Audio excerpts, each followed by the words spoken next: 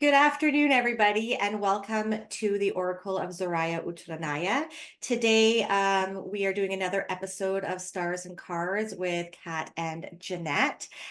So welcome, Kat. We haven't done one of these in a very long time. How are you doing? I'm doing great. Thanks, Jeanette. It's good to see you. Amazing. So we have a lot in store for the month of April, or for the next month. We are currently at we are March 16th. We're recording this on March 16th. So we're going to be we're going to be doing things a little bit differently today. Kat's going to be talking a lot more about the astrology and how we can kind of link them to the cards and the tarot. And we might pull some cards in between, but we're just gonna, since it's quite a impactful and intense month coming up, we're just going to kind of focus on the astrology today, and and themes that are coming in for the collective, and how we can co-create with the universe, and utilizing all of these energies that are coming in. Okay, dokie. So this will be from today until like about a little bit over a month. Is that correct, Kat? Yeah, there's quite a lot of astrology going on just in the next month. Yeah. We've got lots to talk about even beyond that, but I think just for like from now until the end of April, we Yep. just on So that. about a month and a half. I can't wait. Yeah, there's I'm really kind of keen to see what you've been picking up in terms of these energies as well. And what you're feeling, anticipating, like kind of coming in. We have shall I just give you like a summary of like what the main kind of aspects that are coming up? Yes, I think that'd be great. Okay, so on Tuesday the 19th, we have the equinox, which is when the sun moves into Aries at 0 degrees of Aries. And this is a lot of this astrology that I'm going to mention is actually ruled by Mars. It's very much about Aries and Mars. But on the equinox, there is actually a really beautiful five-pointed star that's it's like a lovely divine feminine kind of surge of energy. It's like a five-pointed star with Venus and the South Node, which is ruling in Libra, with the galactic center and with the moon and Uranus. And so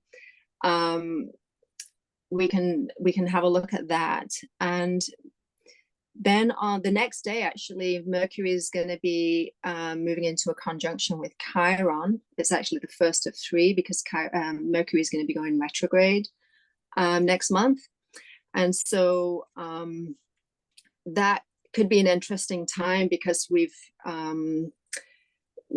especially if we've been feeling like we're not safe to use our voice and to speak up, like we don't feel like even asking questions is dangerous these days. So it'd be interesting to see what that aspect brings up. That's on the 20th. Well, And like that, I don't know if you want me to just chime in whenever, yeah, but yeah, I think that like since we're really close to that day, that's next Wednesday. In Canada, they are having like the Trudeau government is actually trying to implement some different bills for hate speech and censorship. And so there is actually now coming in, and like obviously hate speech is very loosely defined, right? In order for them to be able to use this to their advantage. And they are looking to impose life sentencing for hate speech, and they can put you under house arrest if they think you might commit it. If they think you might commit it, they could just keep you in your house. And so I think that it kind of coincides quite drastically to Mercury conjunct Chiron. Excuse me. wow. Yeah, I'd heard about that, but I wasn't sure when it was going to be coming in. I live in Canada too. Yep. I think it's happening in a few countries around the world. So They're trying to um, push it. It's that Pluto go like Capricorn, I guess, thing that's yeah. right. Well, actually, Mercury is going to also be conjunct with the North Node on Monday. So, and then with Mercury passing over Chiron 3 times over the next month, that's going to be it's going to be interesting to see how that plays out. Yeah, and then after that, like, we have on the 25th of March, well, it's the night of the 24th for me here on the west coast of Canada, it's the full moon eclipse in Libra, which is ruled by Venus, the full moon. And interestingly, Venus is going to be forming a yod with Jupiter, Eros, and the South Node. So if we're still feeling really entrenched in a victimhood kind of mentality, then we're probably going to be, there's going to be a lot coming up in our external world to show us that. So that the external world's going to probably get louder and louder and showing us where we have all these kind of unbalanced feminine energies. And on the full moon eclipse, I mean, there's a lot going on in that chart, but I find it really interesting that Ceres is squaring the nodes in that chart. Which is connected to like feeling safe in our bodies and like that sense of powerlessness that we can feel, and like where we've maybe had to kind of bargain and give our power away in certain situations. And then 2 weeks after that, we have the new moon total solar eclipse, which is exactly conjunct Chiron in Aries. There's a lot going on in that chart too, including a cardinal T-square with Venus and Hygeia opposite Shiva and Black Moon Lilith, forming a T-square with Vesta and Chaos, which is that's going to be a very interesting dynamic. We can talk about that later. And also Mars and Saturn will be conjunct in Pisces. But probably the main thing is that the sun and the moon are coming together with Chiron exactly like 1 minute degree off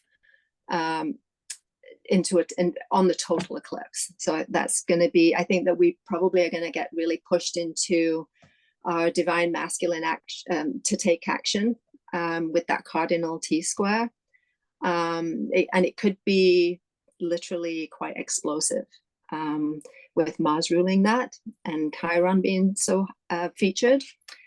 And then the other main thing that's happening in April is Jupiter coming into a conjunction with Uranus in Taurus, which is really huge in terms of our belief systems and individually and collectively, and because our entire belief system is built on, like, our whole reality is built on what we believe to be true, right? So when Jupiter and Uranus come together, which I know you and I are familiar with because we both have that aspect in our charts, and so it's like being in this constant state of shedding beliefs or realizing that everything that you believe to be true was just a partial truth. It wasn't that it was false, it's just that it was just a tiny like once you add all these new layers to that same truth, it just keeps changing and expanding. And on that same day that Jupiter and Uranus come together in Taurus, it's actually the Chiron return of the United States, like to the exact degree, a minute. But that's the same day as the Jupiter Uranus conjunction in Taurus? Yeah, that's on the same day. So I think that so that's Chiron return, and that's separate than the Saturn or the. Chiron has a return every 50 or so years. Okay. And so the USA has had a few Chiron returns since 1776, but with the North Node and Chiron being really featured in this solar eclipse, I just think that it's going to be quite. It's going to be tied in with the themes and the wound of the divine masculine, like just this. I think that we're going to be really shown where we experience the illusion of separation, because like really at the primal level. Yeah, lots to talk. Does anything come up when you hear about all of that in terms of what you've been experiencing and seeing in the cards? with regards to like the divine masculine and feminine and the balance of that and the illusion of separateness, I think about the Lovers card that comes up quite often. I think in the April reading so far, I've done half of the readings for April, and so that is what it looks like. And so the way that I read it sometimes, so it could signify obviously love coming in, or it could signify a path that you have to make a decision on two different it could be like your old life or your new life, or like two choices that you have to make. But it could also signify breaking free from being a slave. So if you're familiar with Gnosticism, the God of the Old Testament is considered to be an evil God, who tries to enslave humanity and get them to worship them. So he's kind of like the devil. And a lot of the times they actually say that Jesus is the serpent who's trying to free the people and giving them knowledge, because in the allegory of the Garden of Eden with Adam and Eve, the god, or as Gnostics would refer to him as the Aldebaoth or the demiurge, um, he doesn't want them to eat from the knowledge of good and evil, right? And so this is he doesn't want them, it keeps them from knowing all of the truths of the universe, right? And he wants to keep them ignorant. And so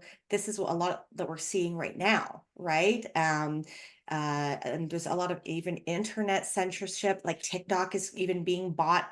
They want to ban TikTok in the States because um there's a lot of information that is being shared on TikTok that the elites don't want. It doesn't go along with their narrative, right? Or who's in control in the world. I will just keep it at that because I don't want to get this video flagged, but there's a certain people that control a lot of things in the world. So, and that goes along with the Old Testament. So so that's that. And then there's like, which is similar, if we want to look at the devil, has been coming up quite a lot as well. And this is about being slaves to this 3D realm, and being distracted by a lot of the things that are external to us, and having the power. If you see here, they are these chains around their neck is quite loose, and they can take it off at any moment. So these can be your blinders, or like your denial of what's actually happening. But it's hard right now because with AI and everything, it's hard to even believe what you see and what you hear on the news, right? So can be distractions, and that can be Saturn as well. Like I know a lot of people can interpret a black cube to signify Saturn. And so, you know, Saturn is also the lesson teacher, and so and he tests you if you've learned your lessons or not too. So you can be stuck in this paradigm of repeating your cycles over and over again, if you haven't learned your lesson and Saturn is not quite satisfied with you. But yes, the power of separation and having the power within you, and not the power of separation, like the illusion of separation between source, with the Lovers especially, and then the top down structures, because Capricorn is top down, and the devil is a representation of Capricorn, them trying to distract us and withhold information from us so we don't elevate in our consciousness. Sorry, that was a little rant. No, that's great. That really ties in kind of with what I was thinking too. I've been thinking a lot about separation and just how, I mean, our whole entire 3D reality is based on separation and lack and limitation. Like, in order to live in the 3D world, we as source, like, we need to forget who we are. Yeah. And we need to believe that we're limited. We need to think that there's a limited, like, finite amount of resources available. And when we're born, we need to adapt and to move forward in survival mode. And so we have to forget all of that. Otherwise, there's no game of illusion to play. And so yeah, I was trying to think, how do we really buy into this illusion that we're separate? And I was kind of doing a deep dive into my own like birth experience and thinking about how, you know, like when we're born, like literally when we're taking like our first breath, like we're separated physically from the mother, and while we're experiencing our first ever emotion in our new life in the outside world, like that's a really powerful experience that gets imprinted on our whole being, like a whole mental, physical, emotional, energetic being. And so after we go through that, and maybe we face like physical interventions, and like there's a whole drama going on while we're born, possibly, like we leave the safety and security of the womb, like the only environment that we've ever known, and then we're suddenly like we're out here, and we're like instantly dependent on somebody else, on our parents. To We have to form attachments so that we can survive. We have to learn to move our bodies, have to work in new ways, and we have to constantly, like, we have to learn how to crawl and walk, and like constantly moving forward. And then we get all this psychological and social programming.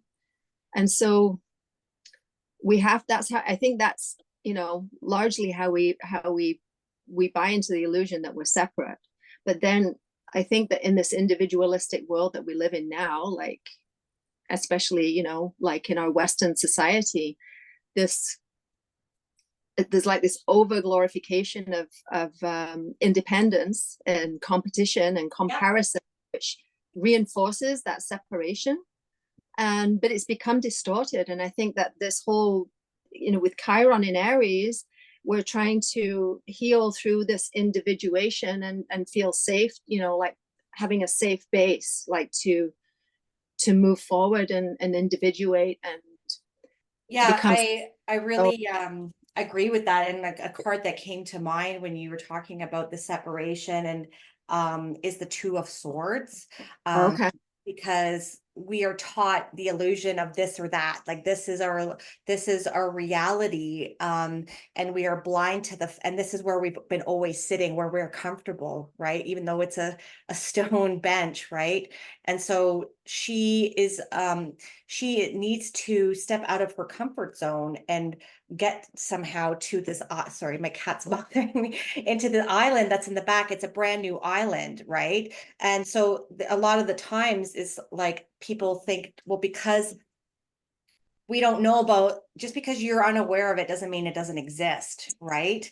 And that's a lot with this separateness and our conditioning that we've been going through, and are having to remember where we came from, right? And so with the Two of Swords, like it's this or that thinking. So, but not realizing that other possibilities exist as well, even though we are not they're not known to us at the moment, because we are being blindfolded by this 3D reality, right? Yeah, because we feel like so limited that all our decisions are based on the external world. And it's kind of like what you were talking about with Saturn before. It's you know, Saturn's like punishment reward systems, and you know, we do this so that we can, you know, get an external reward, or we can avoid a punishment or whatever. It's all based on our external world. And Saturn doesn't reward us for doing hard work. Like that's the illusion that we bought into. Like when we do the work for our own intrinsic motivation instead of the extrinsic motivation, like, and we do the work of the soul, that's we get our own reward from that. And so I think that a lot of people think, oh, you know, if I do all the spiritual work, I'm going to be more worthy of ascending or something. And that's that's all part of the illusion. And like the whole idea of comparison is an illusion. And we, you know, we think that if we have the discipline and the focus like Saturn, you know, we hear these keywords of Saturn like discipline and focus and determination and responsibility, and it's all, if it's all based on this kind of conditioning, then we're, you know, like we're worried about karma and all this. like we create our own reality from the inside. It's, you know, and that's ultimately what Saturn helps, you know, has helped me to kind of understand more. And it's a silent, it's not, you know, we do a review of ourselves, like, so we're our own, you know, so Saturn, like the idea of authority is an illusion, you know, like we have all these people that we perceive to be in power over us in this illusion of hierarchy and everything. And you know, and it's all an illusion, that, you know, it's just our own, like Saturn shows us where we feel ourselves to be limited, where we experience, you know, I agree with you where we there. believe that we're limited. I agree with you there, like, because when you do like spiritual stuff like that, it's quite superficial. Like it's not being done for the right reasons. You're doing it for an outcome that's outside of you, right? It's like going to heaven, like, or going to hell, right? Like in normal orthodox like religions, right? So and people base their morality, and that's another thing that's been coming up a lot in the cards, is values and morals and stuff like that, right? And so which will bring me to the Egyptian um pantheon and that in a second. But you know, if you, I hear this quite often with religious people, that how do you get your morals if you don't have religion? But it's like you're being controlled and scared into, a lot of people act this a certain way or be good because they want to get to heaven, or because they don't want to go to hell, or they're scared of going to hell. And you know, you shouldn't need to have an external source telling you what is wrong and what is right, um, in order to gain or escape from something in the afterlife. That is quite superficial. And a lot, and especially with religions that have like forgiveness and stuff, you know, where it's just you can do whatever you want pretty much. And then just go say a couple prayers and you're forgiven. And so it's like you're running on this superficial values and superficial morality, whereas if you do the work and you're looking for that intrinsic motivation, and you know, the the law of probability will get to you in the end, because if you are doing good things and your heart is pure, um bad things are still going to happen to you, but it's going to less of a probability that there's going to be a lot of things bad happening to you. If you're a bad person, you might get away with things now and again, but in the end, you're exposing yourself to probably other bad people or and other bad situations. And so, probability wise, it's probably Saturn is that in the end you're going to end up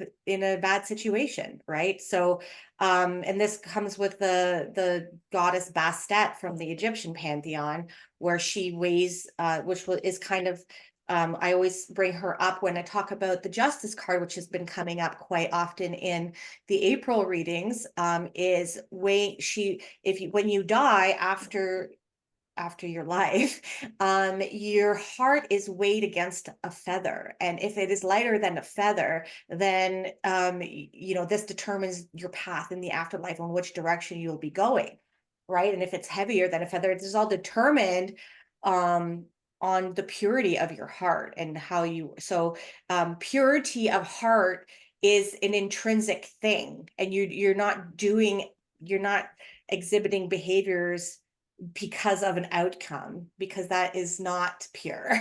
Right? You're not really that person, you're only doing that because you want X, Y, and Z in the end, right? Sorry. Yeah, definitely. No, that's good. And it really ties in with, I feel, with I mean, morality is connected with Jupiter. And I think that morality is, it's the old paradigm. It's helped us survive as tribes. Like, I mean, but now that we're a global civilization, but the thing is, it's morality, it's like it's ingrained in our cells, like, you know, in all of our lifetimes, our ancestry and everything. So we, you know, this I think that we're seeing the breakdown of the tribes with Pluto and Aquarius, like it's breaking down this tribal mentality as well. But this morality and that, like pitching one whole group of people and saying that this whole entire group of people is wrong and they're going to go to hell, or this, just saying that anything is right or wrong is basically, that's like morality, that's judgment. And we're seeing that along with like the Russia-Ukraine war and like the Middle East right now, right? Yeah. And so I think that we're, as we move more into this, more of a global kind of consciousness, and we step more into our sovereignty, and we don't need to know what our beliefs are because our family believes it, or like when I grew up, it was like everybody on the same street would have the same views, and so I think that we're moving away from, we all have so many different views, and we have so many different types of tribes now that we don't align all of our beliefs with anybody. We're forming our own beliefs, and we're having the courage more and more, especially with North Node in Aries and with Uranus and this Aquarian energy, to have the courage to say, I disagree. I accept and respect your views, but these are mine, and this is where I stand, and you stand here and I stand here. But when you don't allow anybody else to have a place to stand, and you just say that they're all wrong because they don't because you see your truth as the truth, and then I think that this Jupiter Uranus conjunction is going to really help people to see that they're still doing this. And because we invest so much into our own narratives, because we build our whole entire reality on what we believe. And so when somebody comes and challenges that, like, we often defend our beliefs when they're challenged, and we see anything else as false, basically. And we reinforce our own beliefs with our own thoughts and our own emotions, our own behaviors, and we judge things as right and wrong. And the more that we do that, and the more that we focus on other people seeing our truth, the more louder the external world is going to get in showing us that we're doing that, and the more they're going to disagree with us. And I think that's how it's how this is all going to kind of collapse. And Uranus is, when it comes together with Jupiter, they both planets are about freedom and truth. And freedom is not something that can be given or taken away. It's a state of being that we can find within ourselves, like it's a frequency that we can access within.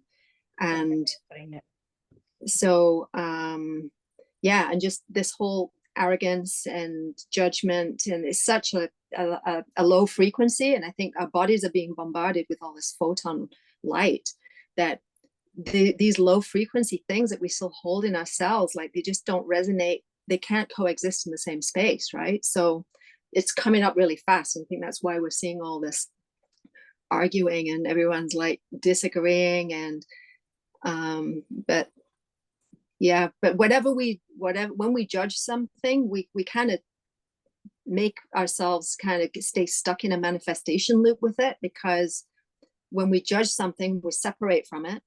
Mm-hmm. And so then it keeps coming up, like, if the more that we try and get other people to see our views, and I think that even people think that the truth's coming out in the planet, they're focusing on other people seeing the truth.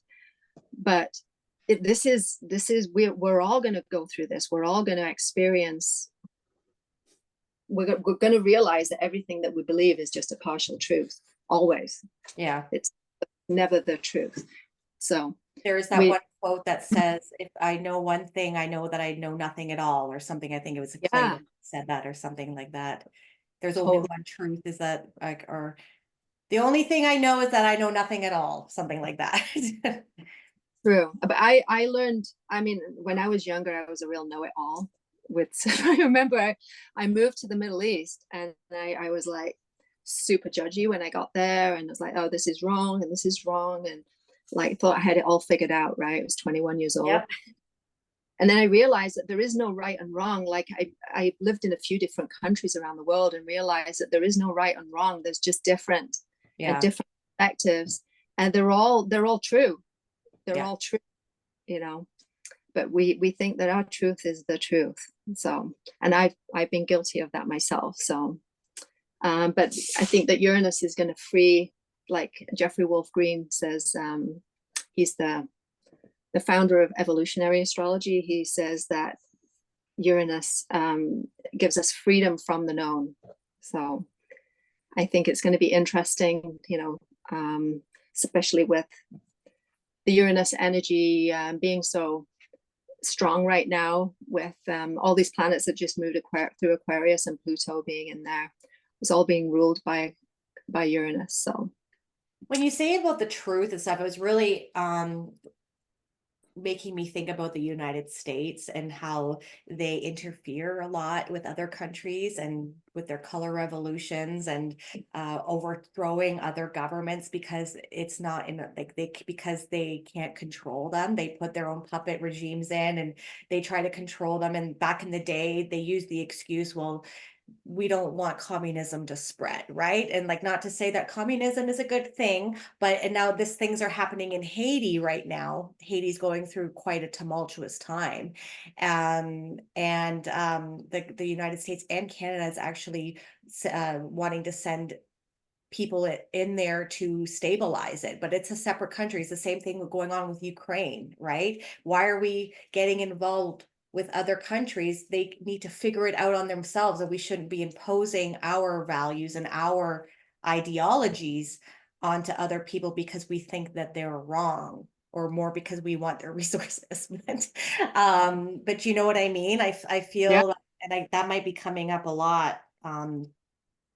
Because more and more with the internet, and that's why they want to censor the internet now, is because you know, all of this stuff with top down structures like Capricorn stuff has been going on. Like, you know, when you think about the 80s, it seems like everything was much more simple, or the, you know, 70s and stuff, but this stuff was going on and behind the scenes. We just didn't know about it because we didn't have yeah, the internet to share it all the time. And we get instant information about what's happening all around the world. And like you said, we are a global community now because of the internet, right? Because we can talk to people across the world. And like you're in BC and I'm in Ontario right now, right? And so, and we can, and people can talk. And so a lot, I think this is a lot of why governments are trying to clamp down on free speech and stuff like that. It's because we are the population of the earth is learning a lot about what's actually happening with regards to the truth. um and so I just think the United States, especially the Pluto return is happening soon, and you said Chiron return for the US is happening next month, right? So it's just well, interesting to, Pluto's going to dip back into Capricorn in the fall, I mean, and what is the United States having like the return that it hasn't happened Chiron since? yeah, the Oh, Chiron return is on the same day as the Jupiter Uranus conjunction. okay. Yeah, that's going to be, I think that's when the themes of separation, because we all have our own flavors, and the way that, you know, the different themes that we've chosen as souls to play with in terms of the separation, like we all have our own ways of our own wounds around that. But the United States having its Chiron return on that day is, I mean, they're like the leaders of this individualistic kind of society that we've kind of created. Like we glorify independence and competition and comparison so much that, you know, we're expected to do everything on our own. And like, you know, if you ask for help, it's seen as a defeat, you know. And so it feels like we've created this culture of like hyper independence and codependence, which is like the unbalanced masculine and feminine energies. And, you know, a lot of people, and I'm me myself included, I've been, you know, struggled with hyper independence. Like And I was asking myself, why do I struggle so much to ask for help? Like, why do I see it?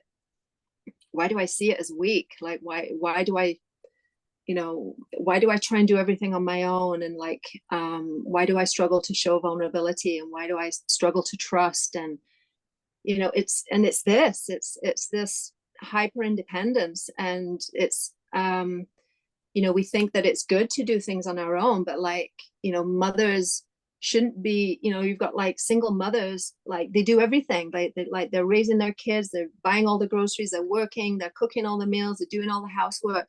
Like there's no village, Yeah.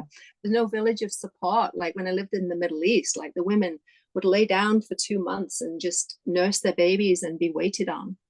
And there was this community like looking after them. And I thought that was incredible, and then I came here and I'm like on my own, and so,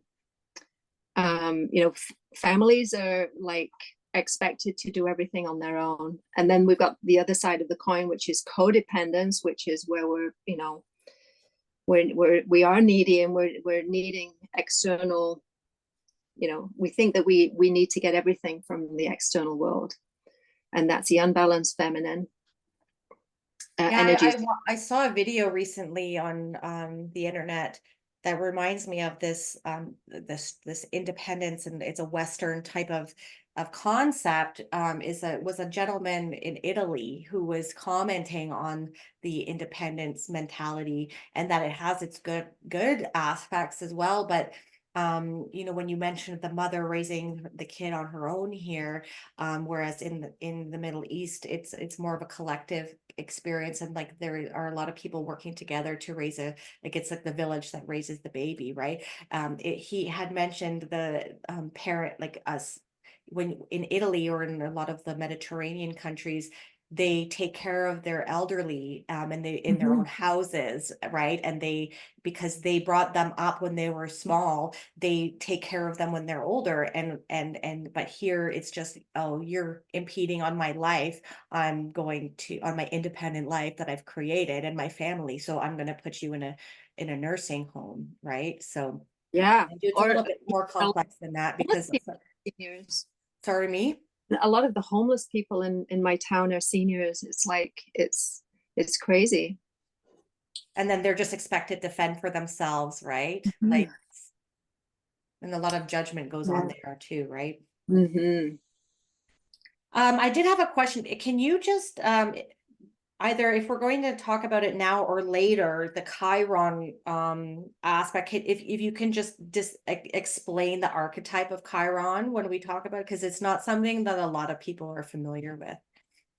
Okay, yeah. So and in the chart, so I'll just mention that Chiron is going to be exactly conjunct the sun and the moon on the total eclipse in Aries.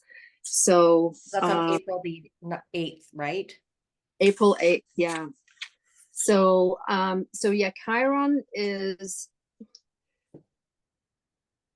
often represents like where we've had to kind of learn to create and give to ourselves like what we weren't given, and where we've had to like kind of go deep within to find something that we didn't receive, or we perceive we never had.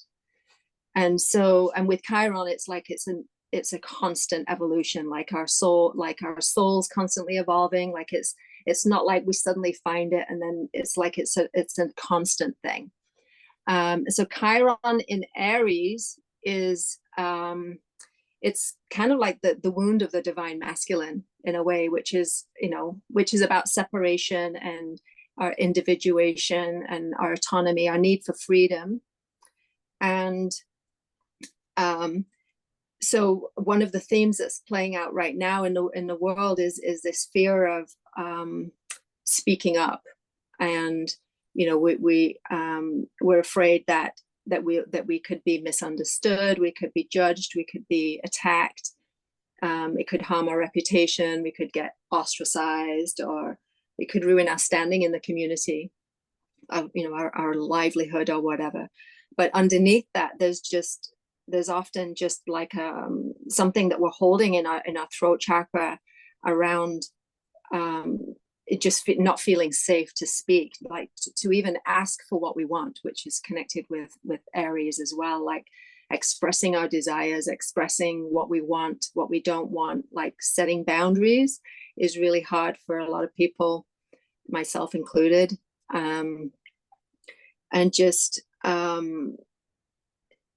just maybe like never really having like a role model growing up of somebody who is in their courage and stands up for themselves and this type of thing.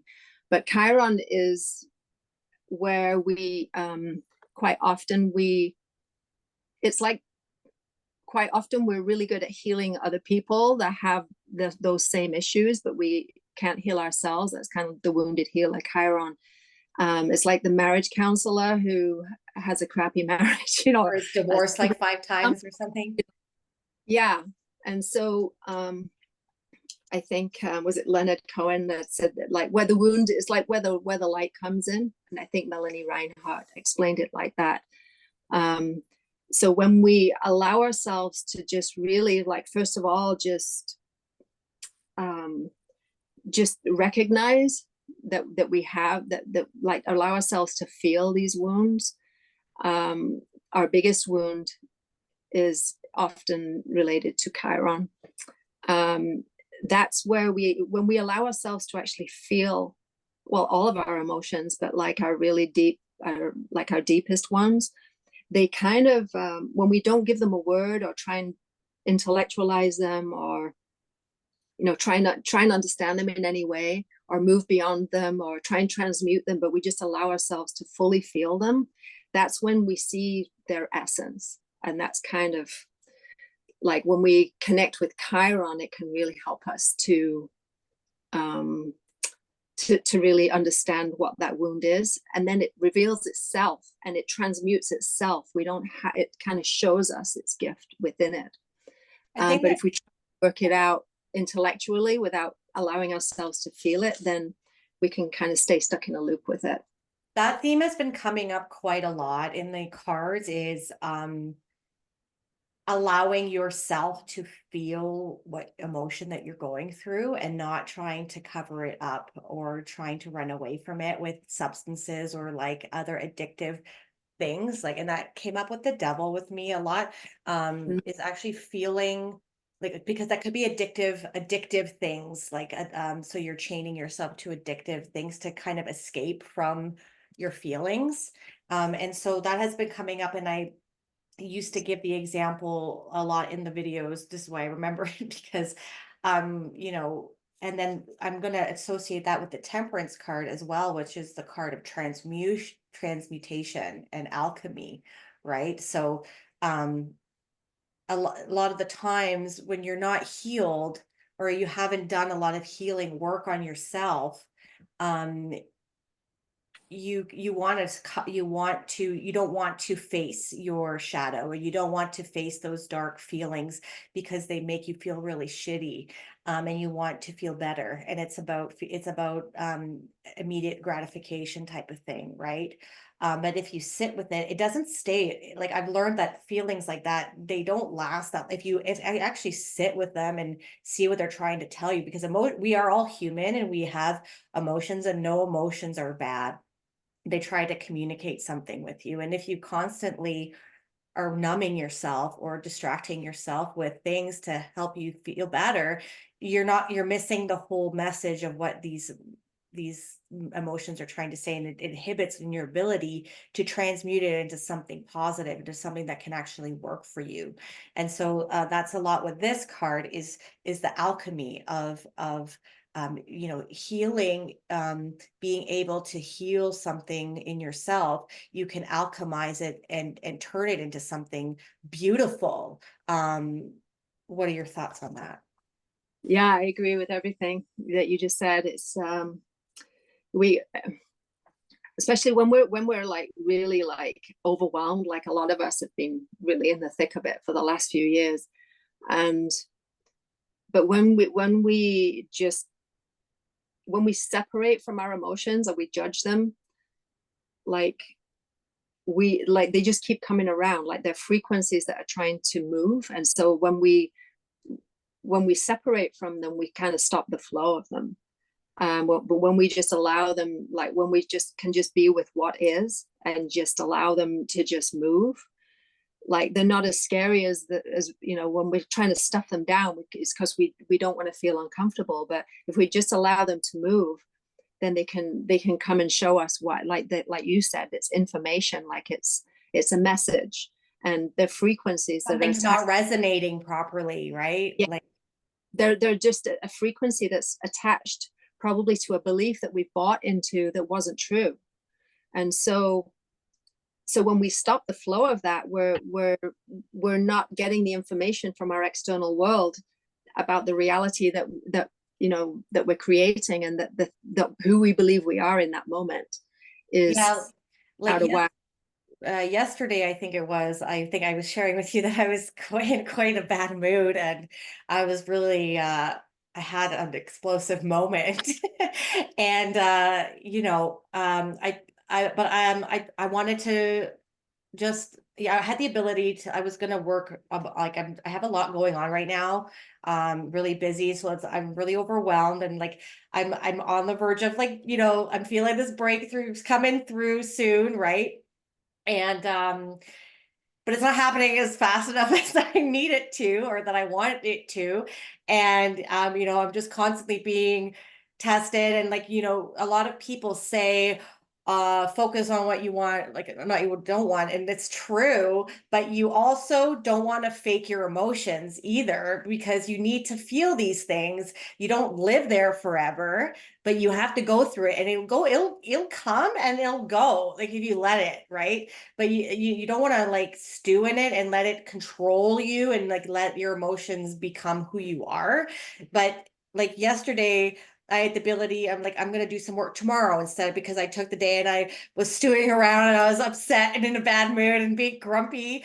And I just came home and laid in my bed, and like I was able to like analyze like why, like, is this even logical for me to be like this, or like my situation's going to change. Like I know, like I've had these feelings before. When you sit with them, some of the times it's like, you're just not happy with things, but then your perspective changes because you see things from the bigger picture, right? Like because when you're upset, you get these blinders on. And then when you start meditating, and like I went to yoga, and then I went to a meditation class, and then like, I like, you start to see things from the bigger picture. And like, so and then even my boyfriend, he's like, do you want to smoke this to make you feel better? And I'm like, no, I don't. I just want to feel like, because he obviously didn't like how I was being.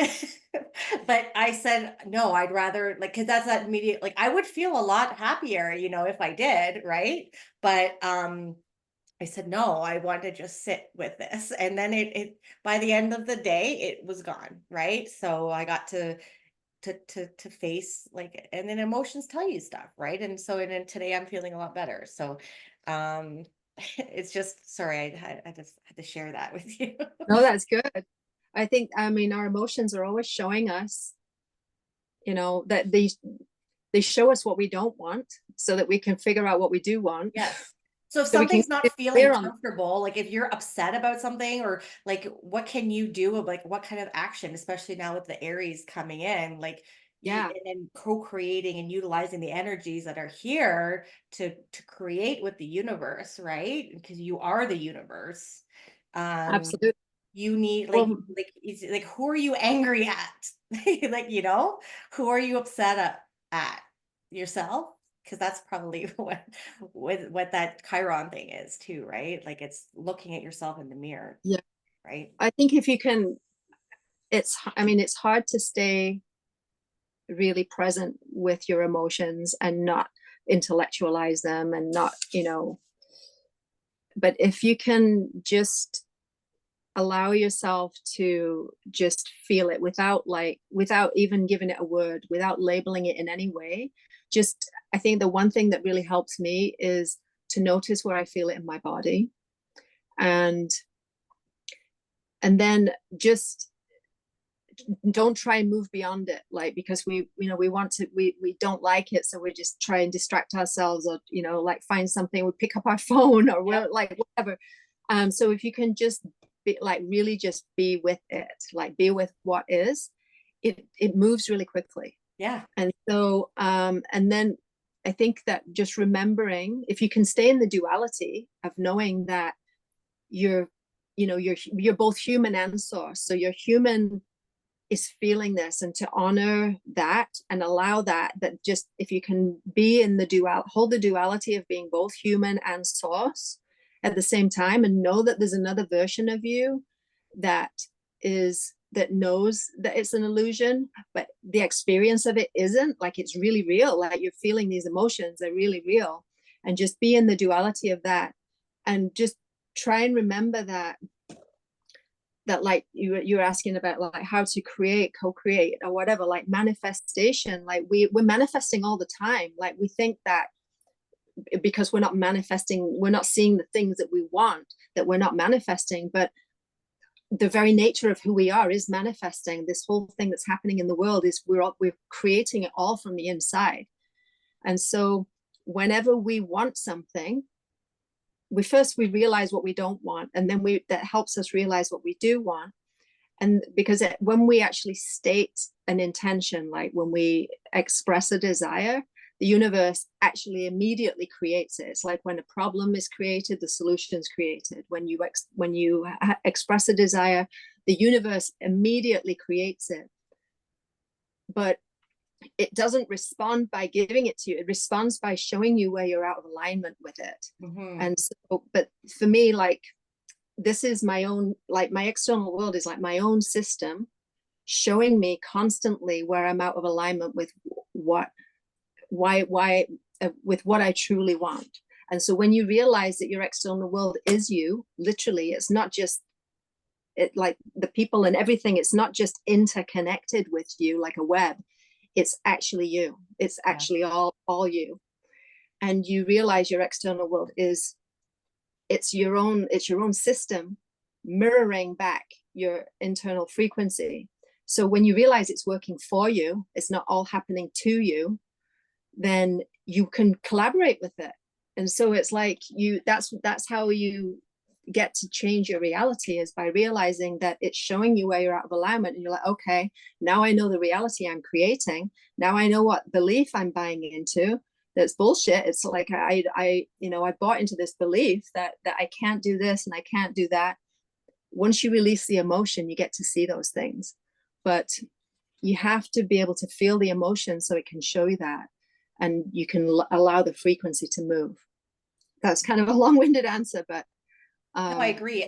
Like it's like someone who's working at a company who's miserable, like, and you're in a bad mood and you start taking it out on your kids or something like that, or your spouse or something. But it's like, yes, your job is making you miserable, but that's the universe making you feel this way because this job is not in alignment with who you're supposed to be or who you are, right? yeah. So it's telling you something. So maybe you shouldn't work there, right?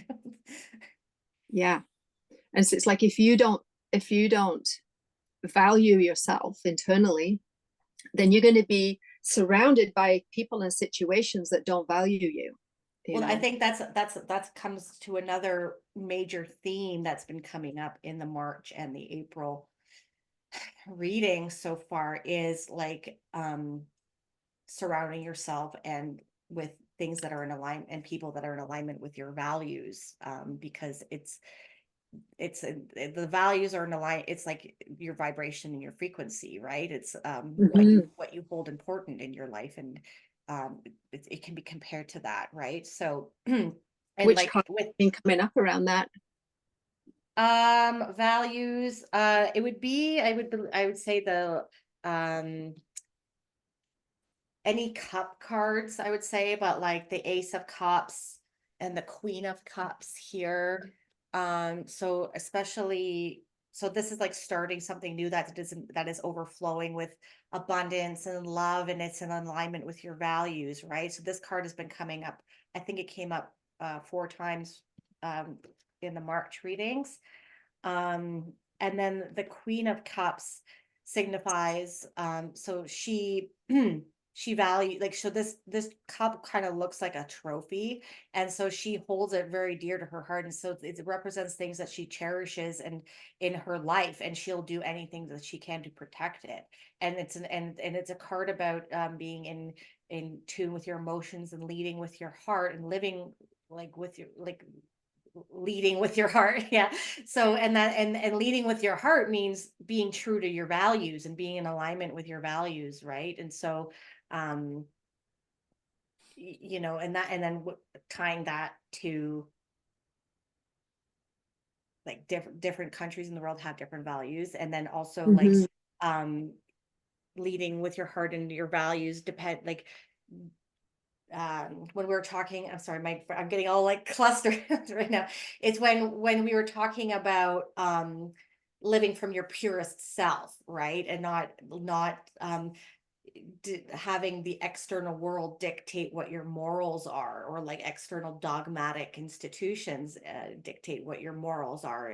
It's leading with your heart and having that intrinsic morality and and values. But like going forward, I think despite we do have um the like you had mentioned to me earlier, like the we don't need for the need for tribalistic living is diminishing, but we're also finding that and especially with the internet, that we are resonating with people a lot, and like soul tribes type of thing can come in, but as fast as it can come in, it can exit your life as really too like quickly, because people's energies and frequencies and values are, because with all these truths coming out, I think that it is like ever changing. So you're gonna, I think we're gonna see a lot of that. And I've been experiencing that quite often too, is like people come in and but people come out just as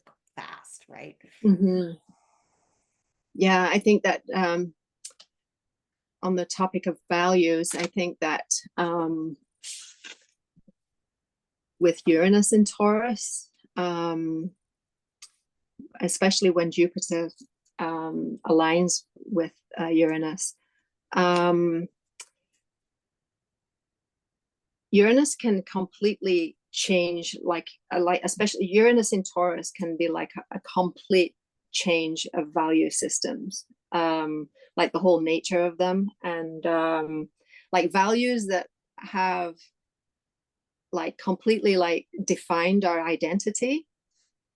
Um, like we may get forced to kind of integrate a whole new set of values. I think that's happening already, really, or at least just modify the ones that we have. Um, and especially when you tie in with, the belief systems and the morality and everything. But we're, you know, I think that we're transcending our whole idea of the concept of wealth. Like wealth is not about hoarding resources, and like wealth is about, for me, is about the ability to govern your own life. Yeah. Like to have a place to live, and to like money is just an energy, like, but we've got all these new ways of exchanging energy now. Like it doesn't necessarily, we don't need to have money to be abundant. There's lots of different forms of abundance. And so and like with abundance, like we can't manifest abundance from a lack and scarcity mentality. Like if we're in survival mode all the time, then we're just going to keep like when we're holding those frequencies, our external world's just going to keep showing us that we have to kind of make sure that we feel safe and secure, and anchor into that to bring abundance before we, if we want to, otherwise we're just going to keep creating the reality that we're feeling inside of it. Does that Yes. make sense? Yeah, that theme came up a lot too in the readings, and I think it came up in the Five of Cups card here. So um even when you have nothing, like you need to be mindful of the words that you say out loud, and even the words that you're saying inside your head, because your cells can hear you too, and your subconscious can hear you. And so words are spelling, and they manifest our reality, right? And so with this gentleman here, so this is kind of like a symbolism to like focusing on what's not working in your life, right? So this gentleman, he has sorry if it's glary, he has spilled three glasses of wine here. And he's actually lost his taste for wine, so he doesn't even enjoy it anymore. So this can even be like the bittersweetness of like our old life passing away from us, and like we enjoyed our old life and how like simple it was, back in the 80s type of thing. But what's on the other side is better, right? Because or like because if he turns around, there is two more cups, but then there is a path that goes to the bridge, and then a castle that he can have. And in the castle, there's a lot more cups in there too, right? So it's where we're putting our focus. And this is a card for gratitude as well, because if he's just focusing on what he doesn't have anymore, he's just going to see that. He's not going to see the castle and the bridge and the cup and the other cups, right? So it's focusing, even if you don't have much in your life, there are a lot of things you can be grateful for, and then practicing that gratitude can heighten your vibration and your frequency, right? Yeah, that's cool. It sounds like, I don't know about all the cards, but it sounds like all the fives are kind of It's about based. strife and conflict, like the fives Yeah, are. Yeah. it's like letting go of an old version of yourself that doesn't resonate anymore. Like whether you're shedding beliefs, shedding people, shedding values, whatever. But kind of being grateful for what you do have Yeah. at the same time. Yeah. So like the five of wands is a card of like war games. So it's these individuals, they're fighting with wands, but they're not swords, right? So they're practicing, and it's about lessons and stuff like that. And every sort of battle in your life is making you stronger for something going forward, right? And so they're practicing, and no one's really getting hurt. And then the five of swords is like winning, or like winning at any cost. So that's like values too, like are you willing to um make someone else's life hell, or like sabotage other people's lives for you to gain something, because you want to win at any cost. And then the five of pentacles is feeling left out in the cold. So there's two people outside of a church, and they don't have anything. They're lepers, and the one leopard has like a bell on his neck. And back in the day, lepers would wear bells on their necks to warn people about their approaching, right? So it's about not calling attention to your weaknesses. And there is sanctuary if they go inside, but they are outside in the snow, and they're beggars, and they're poor, and they have nothing. And it could also mean like there's another lady with this one leopard with the bell, and he can be seen as holding her back, because he's slowing her down because he's crippled and stuff like that. So it's a card about strife and conflict, but it's all in your perspective, right? Mhm. It's like lack and scarcity Yeah. and limitation, and yeah, focusing on what you don't have, like you said. Yeah, and when I want to bounce off of what you said with regards to the Uranus and Jupiter conjunct in Taurus too, because and with regards to values, right? Because the literal term value could be overthrown with this Uranus thing, because the United States dollar is currently the world reserve currency, right? And so it is the petrodollar. It is the only currency technically that the Saudi Arabia is supposed to sell and trade oil in. And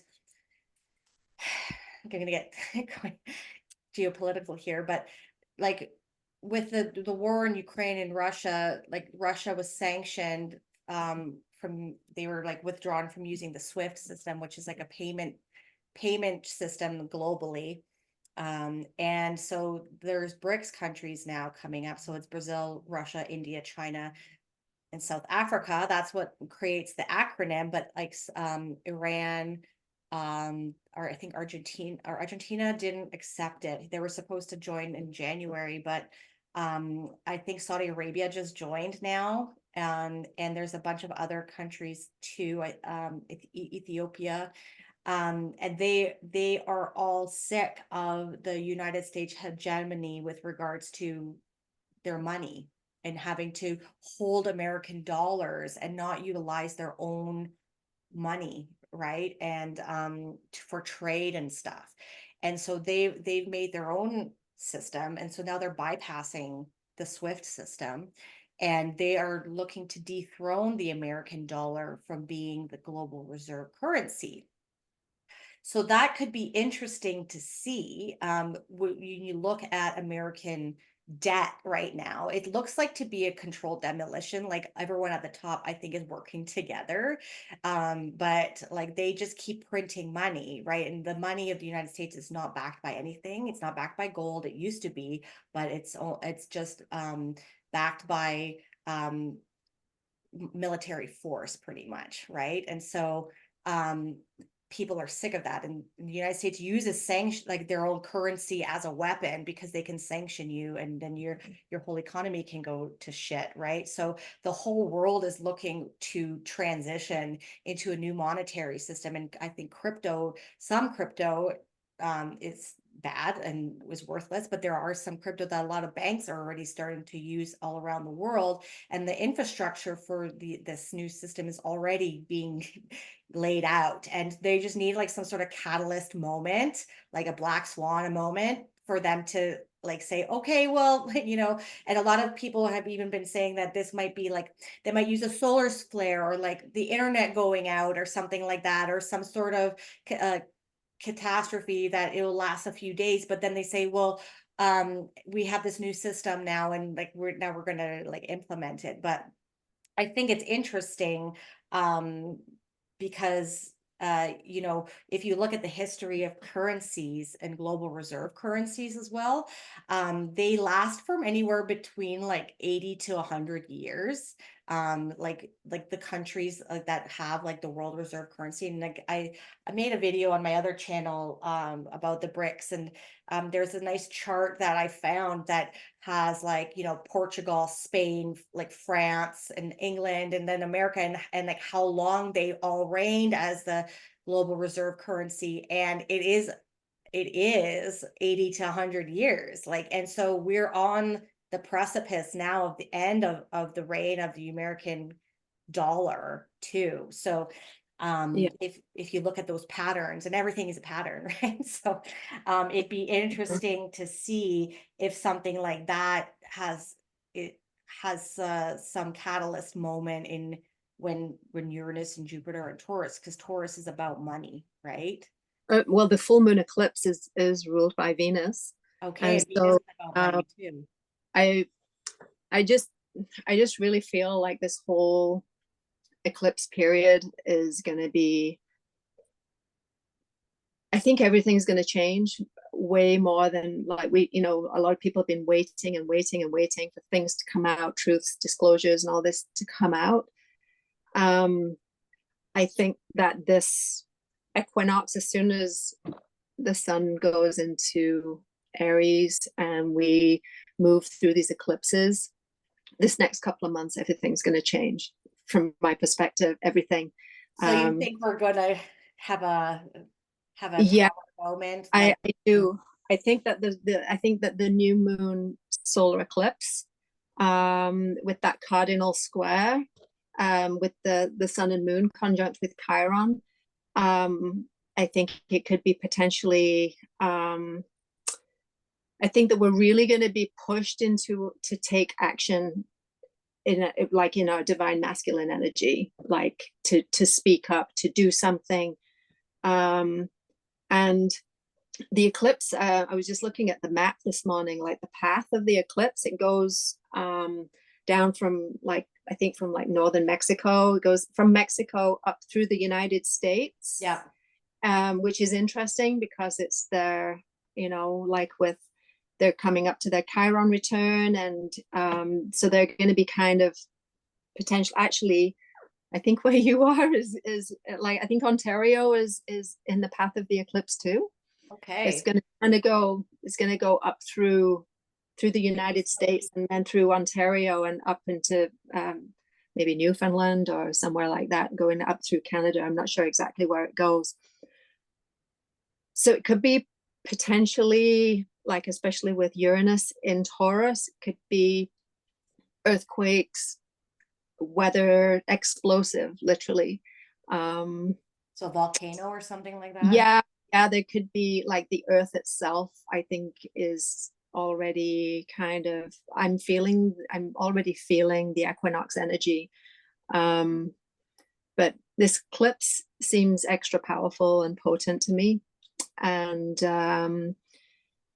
yeah, so but like I was saying earlier, I think that ultimately it's about the union of the divine masculine and feminine kind of coming into balance within us, not, you know, a men and women. Like I'm talking about, we both have masculine and feminine energies, and we have unbalanced and balanced energies. And so we're being shown where we're holding the unbalanced masculine, you know, based on separation and, you know, like lack of trust and this hyper independence and all this that I was talking about before, this competition.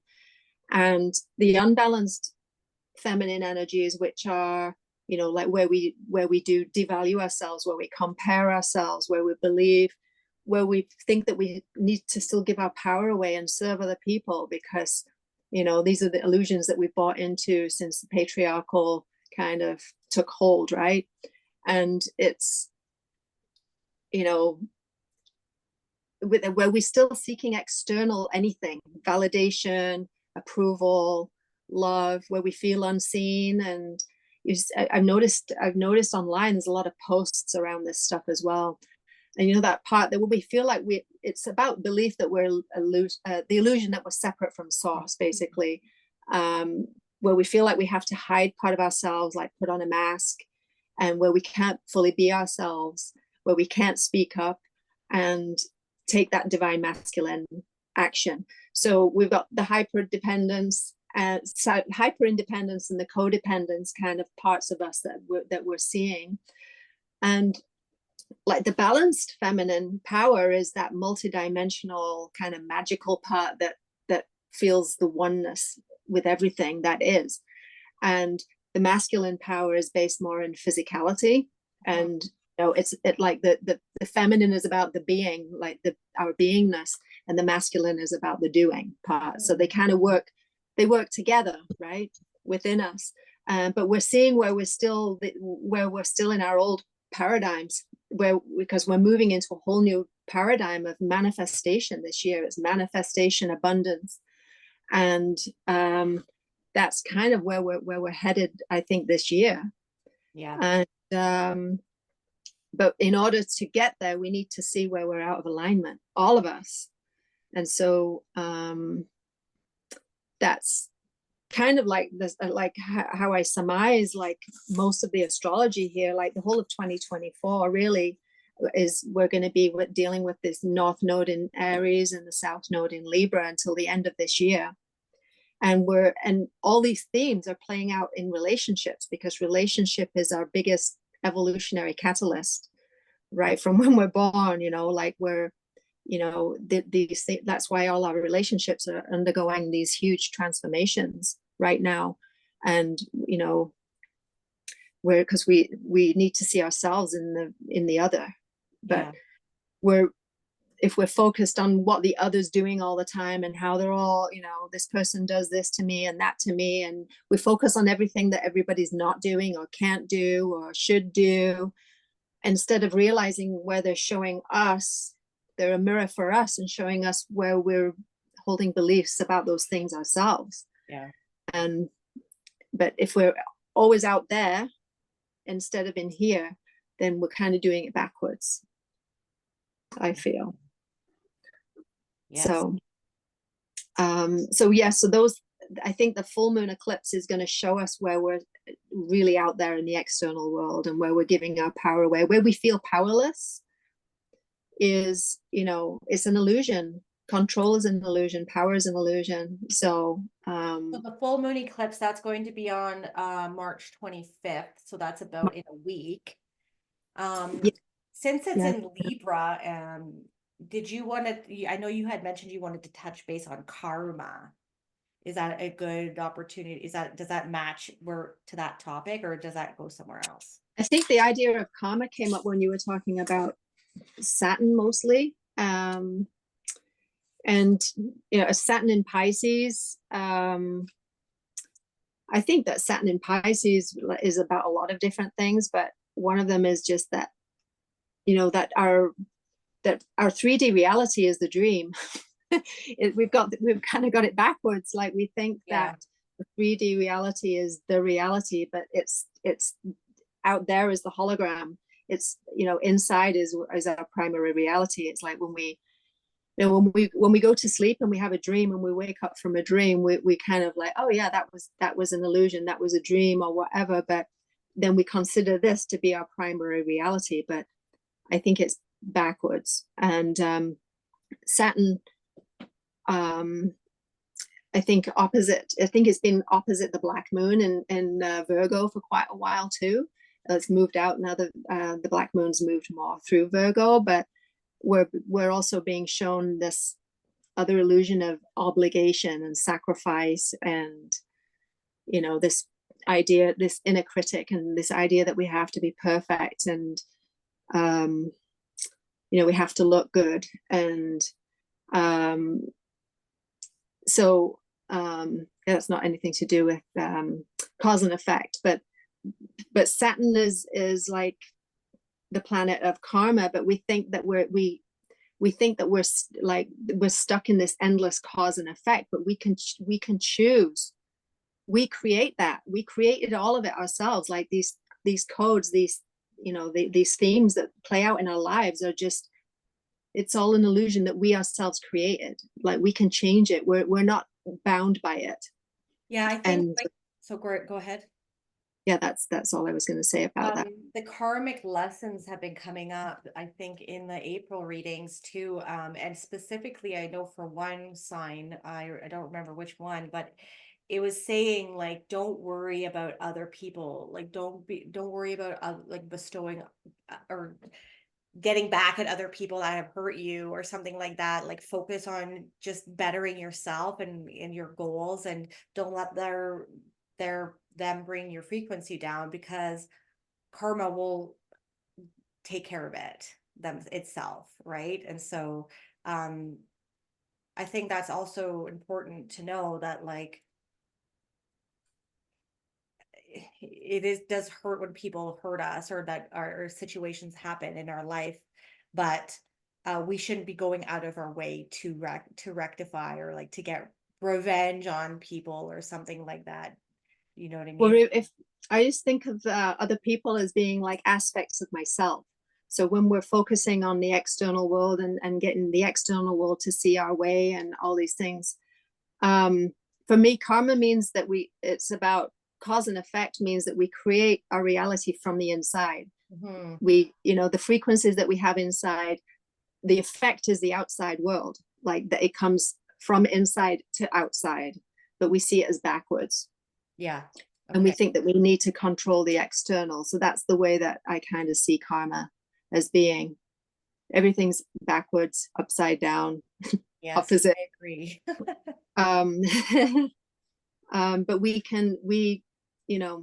karma is just another, it's like the whole idea of rewards and punishments. Yeah, like I was just going to say this that. person's going to get punished, and it's just all an illusion. It's an illusion that we've bought into. Yeah, I agree. Yeah, so I think we've covered most of the astrology. I don't know if there's anything else that you wanted to, I didn't really talk about the charts, but I don't think we need to. Yeah, I think we kind of Just the touched on aspect. a lot of different things here. It was a Yeah, good conversation. yeah, yeah, it was. So I kind of talked about mostly about astrology. We didn't really talk about the cards, but I'd be interested to see what cards come out for April when you do your readings, because yeah, just to see if any of these themes come up. I did want to show you the five-pointed star um, that I was talking about. So this five-pointed star is on the equinox, just as the sun moves into Aries. This is the feminine. I don't know if you can see this. Yep. Yeah, Wow. so we've got Venus and the galactic center, the south node, the moon, and Uranus all in a five-pointed Wow. star. And so as one of the I use the five-pointed stars. It's like the golden ratio. It's, for me, it represents unlimited creative potential. So like each of these planets forms, like this is a quintile, and the long ones are the biquintiles.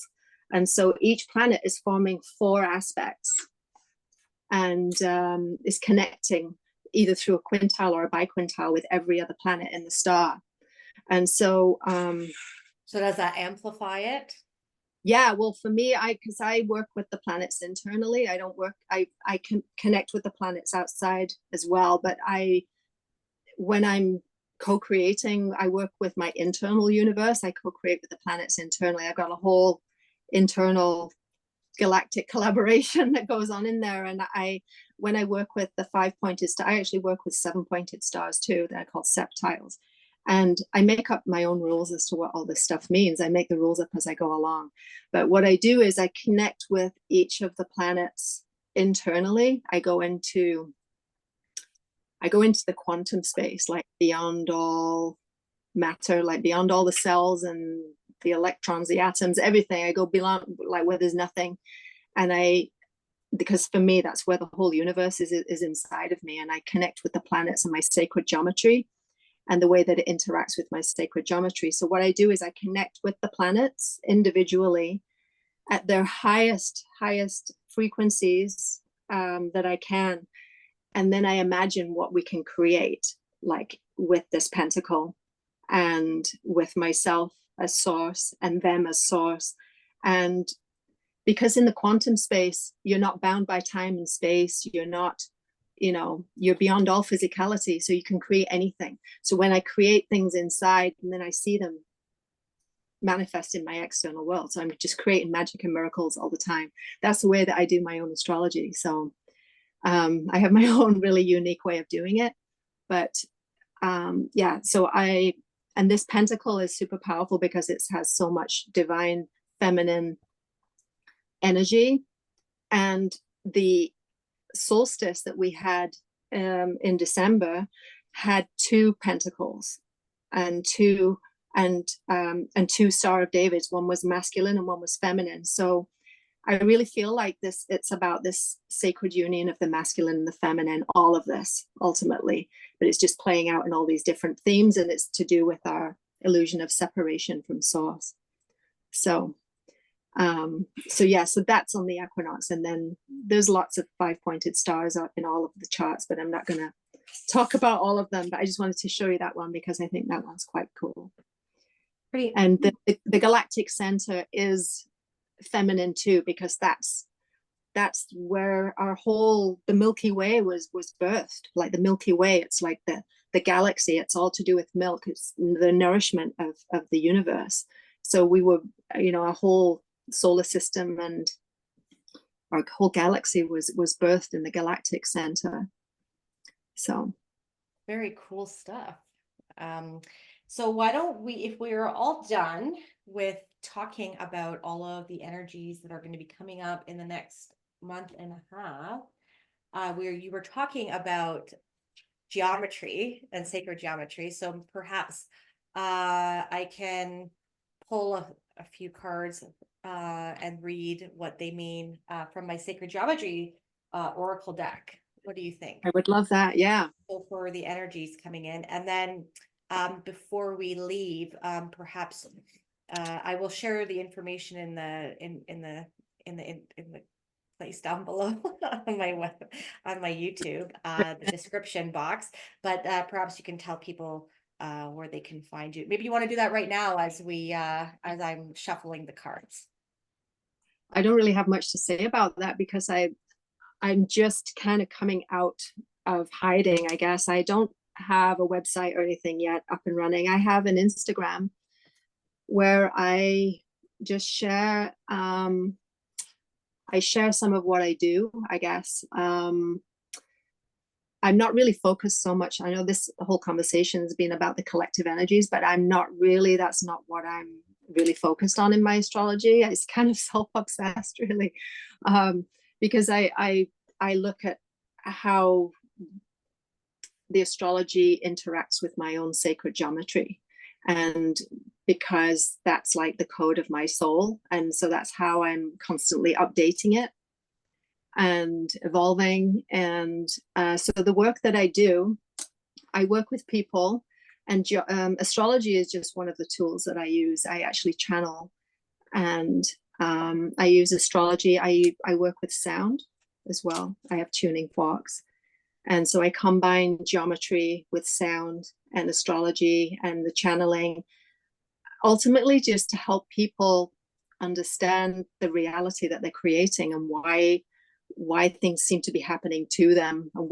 how it's working for them, and how they can co-create with that, and just to develop their own self-awareness. And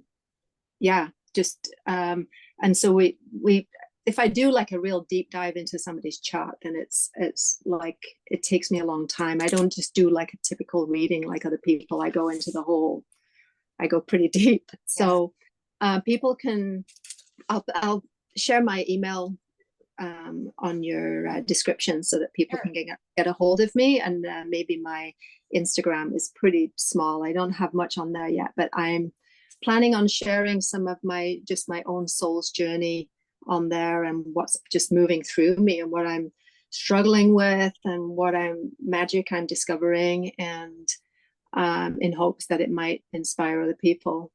I think that's great. Yeah. So you got your cards pulled? Yes, so I pulled 3 because March is the 3rd month of the year, and so that's how I do incorporate my numerology before I've learned to shuffle my cards before the camera, because sometimes if I have to shuffle them, and a lot of times because the numerology, like I don't think people want to watch that. So anyways, I have 3 cards and it's interesting. Okay, so I will we'll go through them one by one, and then I'll read what it says. So this one, it came upside down, so it came in the reverse. It's 19, called Antakarana. Okay, so it is like this. It's like a cube that has these different black and white aspects. Okay, so let me read that, and then I'll hold it up while I'm reading it. And it says there's no reversed aspect of this card here. So we're going to read it. It's like it's upright. Okay. It's the bridge. So the Antakarana is an ancient healing and meditation symbol that has been used in Tibet and China for thousands of years. It is the part of spiritual anatomy that connects the physical brain and the higher self. It is said that the Antakarana has its own consciousness, and that simply being in its presence will be beneficial for your chakras and your aura. Connecting with your higher self will offer insights into virtually any question or inquiry you may have. The Antakarana acts as a bridge or direct link to your intuitive nature and your inner being. Meditate with this shape, relax deeply, and give attention to your breath. Sit quietly and open to intuition and insights. So I could see this is kind of feminine then, if that's what this is talking about. Realize the innate ability for growth and healing you already possess. So the healing is Chiron, right? Know that the answer always lies within. You may wish to make a copy of this shape and place it on your altar, by your computer, or even on the fridge with your kids' drawings. Whenever you notice it, acknowledge your connection to your higher self and the wisdom that is always available through that communion. It's a holistic symbol and it has no reversed aspects. So what's interesting is the next card, considering you were saying that we have the divine the balancing of the divine masculine and feminine. So this is the yin and the yang. And it's the owl and the raven, and it's yin and yang. That's what it's called. So polarities. And that's number 7. The union of opposites. That's funny. I love it. All right. Let's see. Can you focus? Yeah. Darkness and light, yin and yang, are opposites in union. Together they represent a balanced whole, each containing a piece of the other. Owl and raven, wisdom and magic. This card suggests that a process of balancing is at work in your life. You are learning that living in opposition brings a sense of tension and dissatisfaction, and that it constructs boundaries between you and the people and circumstances in your life. This effect of separation likely has little or nothing to do with how you wish to view your life or your purpose in it. You are asked to look at the way you are living and begin designing ways to bring yourself into balance with your true nature. That's what we've been talking about the whole reading, or the whole video. How will it look when the dissatisfaction is mitigated? Will you be the same person? Movement towards balancing all areas of your life will activate rejuvenation and greater joy and freedom. Acknowledge the dark aspects within the light, but truly see your light shining in the darkness. It's pretty cool, huh? I like those cards. They're awesome. And then we go to number 1 now, which is interesting too. This is like matching all the things you've been saying. So it's the circle. And the title of this is Wholeness and Potential. So in accordance with unity and spirit, the circle represents a beginning that has no end. It is ever growing, ever expanding potential. Finding yourself in the circle provides you with the opportunity to view the whole of existence in its holographic oneness. From the sacred center of creation comes unlimited potential and infinite possibilities. That which is yet to come will find form and meaning in your life as you create the intentions that will become your reality. The self is guided by oneness and a knowing that you are breath and fiber of all that is. Yours then is a path towards the wholeness of self that begins with the emptiness of the void, the unknowable great mystery of the universe. Pre-manifest and empty, it holds the message of potential. This is the moment of creation that expresses itself as unity and spirit acting within your being. Allow yourself to experience the beauty of your divine nature and acknowledge that you are part of a magnificent whole. The potential of wholeness is ever present. So that's pretty on point with everything that we've been discussing today. Any comments or anything on those cards? I really like those cards. They're really nice. Yeah, the 3 cards, I'm not sure if the whole deck's like that, but the 3 cards just all really tie in like together with the same thing. It's about, everything and nothing and the oneness, and like the cube for me is like, it has, like, depending on how you look at a cube, it's like when you look at it from this way, it's square, and then when you turn it and you look at the vertex, Yep. where the 3, it becomes a hexagon. And I work with the cube quite a lot. Like, I visualize like being in the center of a cube. Like, that's where I go when I go into the void, into the 9th dimension. And when I connect with, there's an Egyptian goddess called Hathor, and I made my own glyph. Like, I when I do my astrology, I design my own glyphs and everything. And so for Hathor, like, she's like a cube with a dot in the center, and because she was the one that took me into that space when I was like channeling her. And the circle is like, what it's like, the circle, it's, imagine like the planet Earth, like inside the cube, like the cube is about manifestation. And like I think you said, it's like the point between the physical brain and the higher self. Like for me, that's like the very fabric of reality, when you're in between those, between the duality of both those states, and between the dark and the light, and like being right on the fulcrum point of, being both. Like that's your seat of power right there, and which is also in the void.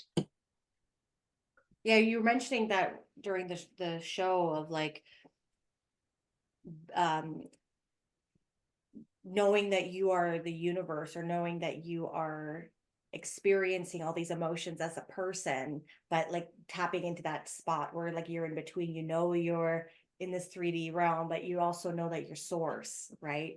So it's kind of, is Yeah. that what you're saying? Yeah, well, I've been learning from the Galayla collective since early last year about like what they've termed it. They say that our external world, they describe it as a hologrammatic. It's a hologrammatic external world, like it's all a hologram, and that our internal world, like we're just consciousness. Like even our 3D physicality is an illusion, because we're just energy. We're all energy, but we're all one thing.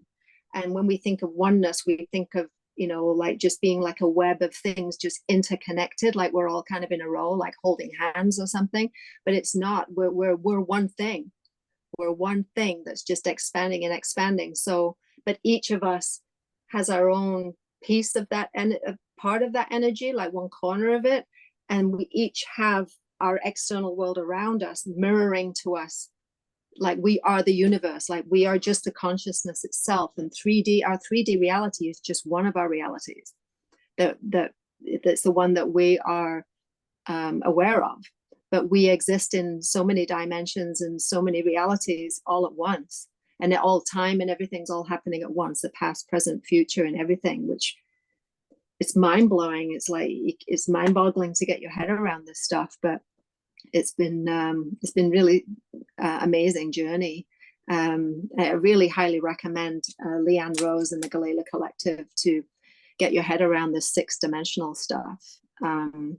She's incredible. Yeah, And also on Zach's portal. yes, you did mention her to me, and I do watch her stuff on. She had a little lull there of videos, but now she's been putting a little bit more out lately, so that's nice to see. I'll put a link down to her page below too, because I think she knows what she's talking about. Yeah. If we can just end, I know we were talking about before we came on, because you just reminded me of it, as like how we are all source, and we are going through this transition, and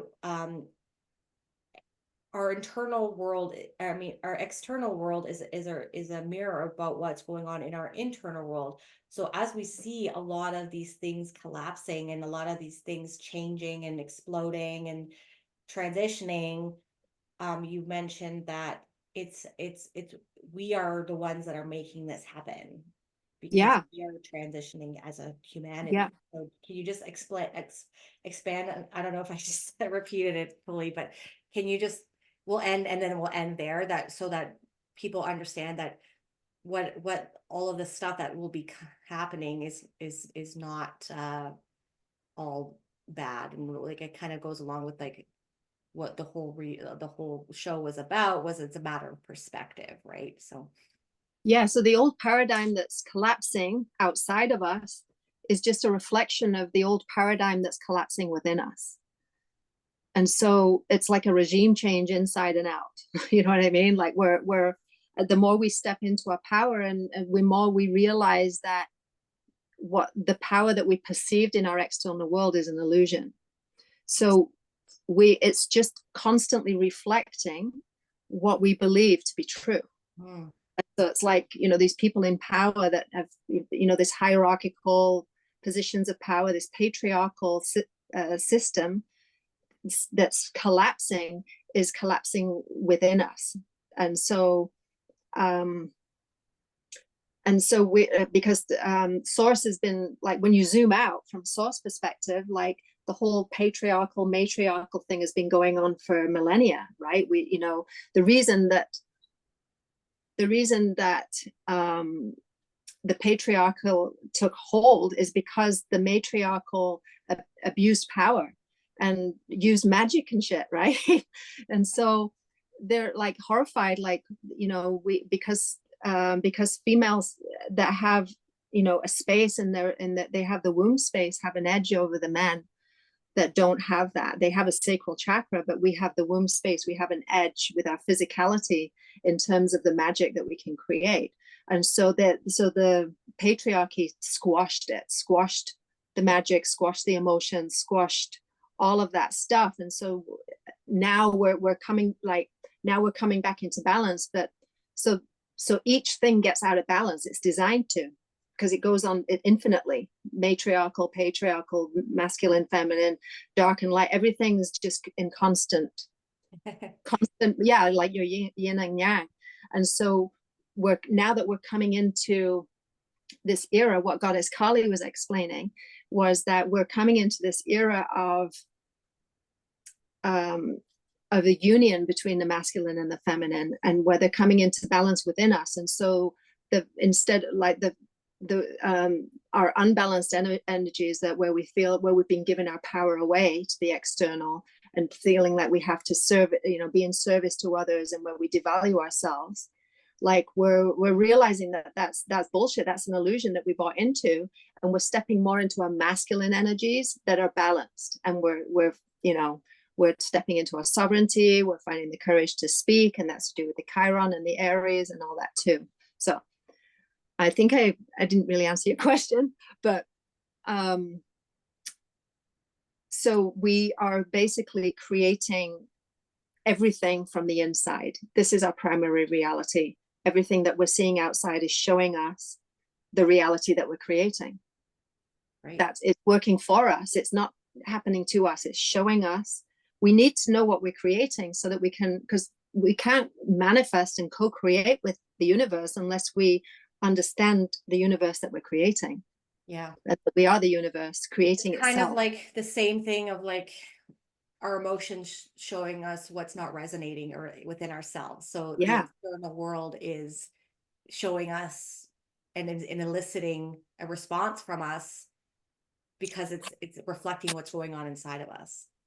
Yeah, we're constantly shedding beliefs through our emotions and our beliefs and our actions. Like we're constantly shedding the beliefs that we've bought into about who we truly are. Yeah. Because when we're born and we're, you know, physically separated and we buy into the illusion that we're separate, we just start the journey back to the truth of what we really are, which is source energy in human form. That's our masculine. Because when we're in our balanced masculine energy, we know that we're source, but we're also know that we're human. We're source in human form, and we're aware of the illusion, but we're going to use it to co-create with it and to dive into all the contrast that's happening to us, and use the transmute the frequencies that are moving through us, rather than just being, oh no, this is happening to me again, when's it going to end? But when you realize that it's all happening for you, you kind of get stuck in, and you enjoy the contrast because you know that you're transmuting energies and you're going, it's all going up. So amazing. I think that was a great way to end it. It's not happening to you, it is happening for you. Yeah, that's a Galayla collective mantra too.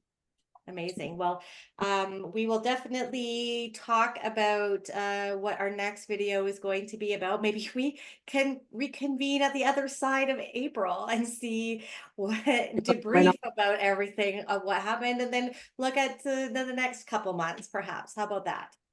Yeah, be interesting. I'm excited to see how all this unfolds. Thanks for inviting me here, and yeah. This will be our show going forward. So thank you all for tuning in. If you enjoyed it, please like and subscribe, and definitely check out Kat's information and email her if you're interested in working with her. Okie dokie. Till next time, take care. Bye-bye.